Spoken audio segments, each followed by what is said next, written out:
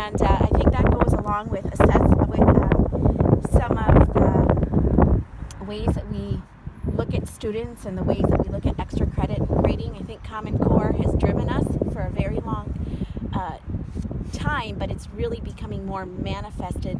And there's a few things we can like about Common Core, and maybe a few things we can't. The one thing that I like is that I know my daughter could go to 6th grade in Iowa with Steve, and she would learn the same thing as they would in 6th grade in Minnesota. And they could, a kid could leave my school and go over to Brett's school, and they would learn the same thing. And I think that's helpful, especially with families in transition, and with migratory families or whatever the situation is. I think that's helpful. So you kind of know what their base is. So that's my starter thought. Well, we have several strong opponents of Common Core in the families at our school, in our community, neighboring schools. Very vocal group that does not support Common Core.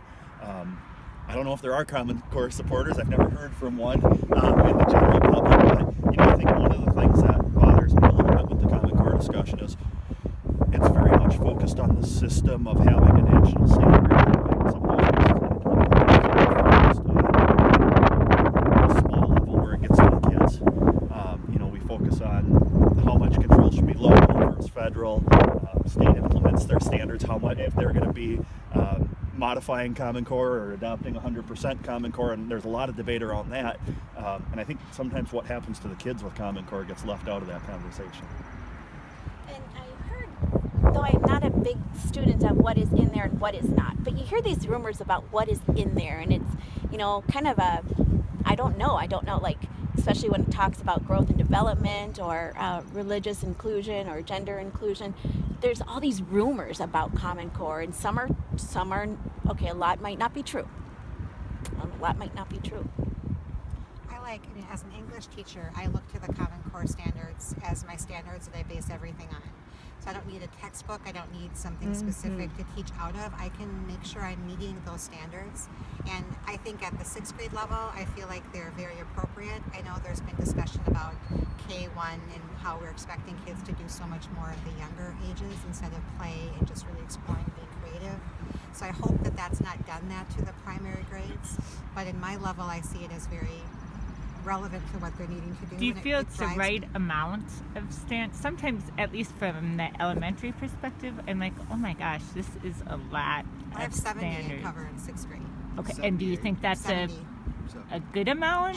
Too but I'm much? English 50 minutes, so I know I need to rely on my nonfiction colleagues, my science and social studies at the middle school level, and so we do a lot more conversation. Now we're talking about, you're covering nonfiction, I'm covering fiction, which allows me to do a lot more with less standards, but it is a lot. I think if I can identify 3 or 4 I'm teaching with everything I do, so it's made me focus on making sure I cover like speaking and listening and cover other things within just one. I'm not just teaching one standard for a whole week because I never cover it all. Right. And I hate the word cover. Are either of you in situations where you've examined the core to the point where you've actually been able to either farm out a standard in your content area to another content area, like something from language arts to math, and, things like that, and vice versa?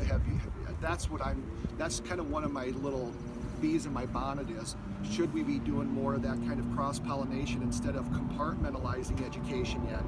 Just throw all the standards on the table and say what makes sense where. Actually, us next year, a little, but now next year it's like, that is what we're going to be doing. So I'll be teaching literacy with integrating with social studies. Okay. So, and then math, science, and diets. Our 8th grade team is looking to do that right now, and I got a really neat group of teachers there, and they're looking to do that. We've been wanting to do more, but it's the time thing, trying to find time to do it. But that's good to hear, because that would be a good resource for them, because that's really their vision. They want to deconstruct the 8th grade experience. Deconstruct. Yeah. I like the fact now that we're having more conversations and we're in our end of our first year, we know it takes 3 to 5 years or so to really get this middle school thing going, that I really want to be able, as an English teacher, to teach maybe some of the skills, but then they're going to apply it in the others, so I can be the instructor of it, and then we all have the same common language and the same ideas. So I think it's a work in progress, but I think it can be done and be much more relevant. I still am concerned about the primary. I don't know how primary, I know you've been in that realm, Corey, but There's a lot of standards to lot. cover. There are a lot. I mean, like, I think way too many. Like, it's unbelievable. Like, I'm thankful I don't have to worry about that anymore because there are so many. I mean, how many do you think in third grade? I bet 1 million. Yeah. And Give or take. I mean, Yeah. It would take 100,000. You know, the term power standard is always thrown out there in this conversation, but you know, are there ways that schools are kind of going to more the power standards and the ones that will give you the most leverage so that you may not be teaching this one, but it gets brought in some way? Is there well, work and that's is there like work going on there? at Byron, they have the ELOs, which now anybody know what that stands for? So those are like the standards. Yeah, it is that too. But Yeah. those are the key standards. So they're picking out these ELOs that's what you have to teach. Right.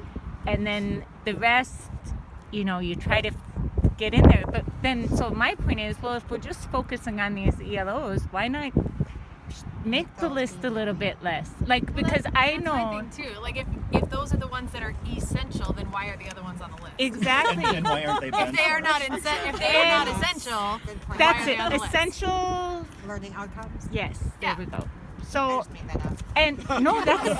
Letters. I think that's really what it is, though. But that's, and I've learned, like in kindergarten, over the 8 years that I taught it, the less I try to squeeze into the less I try to squeeze into the day, the farther my students got. Yes. Oh, yeah. And Good. they were able to then learn some of those things that I wasn't even, not the ELOs, but the other stuff kind of happened naturally. Yeah. So less is more in my book, always. Natural learning, Corey. What sort of thing are you on? You did osmosis. Yes. Yeah. Hey, learning brings us to another